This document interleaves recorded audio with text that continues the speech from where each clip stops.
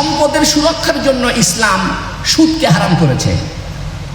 সম্পদের সুরক্ষার জন্য চুরি করলে হাত কাটে বলতে। তবে একটা কথা বলি, অনেকে মনে করে যে ইসলামী রাষ্ট্র হলে চোর ধরলেই হাত কেটে দিবে। এটা মিথ্যা কথা।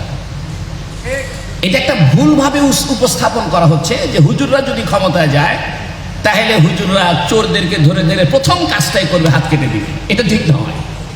আসলে চুরির যে হাত কাটার ব্যাপারটি, সেটি হলো রাষ্ট্র ঘোষণা দিবে যে আপনারা কেউ চুরি করবেন না। যদি কারো অভাব থাকে, রাষ্ট্রীয় মাল থেকে, রাষ্ট্রীয় কোষাগার থেকে আপনাদেরকে ভাতা দেওয়া হবে। যার বাড়ি নাই তার বাড়ি দেওয়া হবে। যদি কাউকে রাষ্ট্রীয় ভাতা দেওয়া হয়, সে রাষ্ট্রীয় ভাতা গ্রহণ করে, এরপরেও চুরি করে 10 দিরহাম পরিমাণ, তাহলে তার হাত কাটা হবে। এটা সরাসরি চোর ধরে নিয়ে আসলে হাত কাটবে সেরকম নয়। আর যদি হাত কাটতেই হয় তো প্রথমে বিগত ফ্যাসিস্টদের হাত প্রথমে কাটা হবে।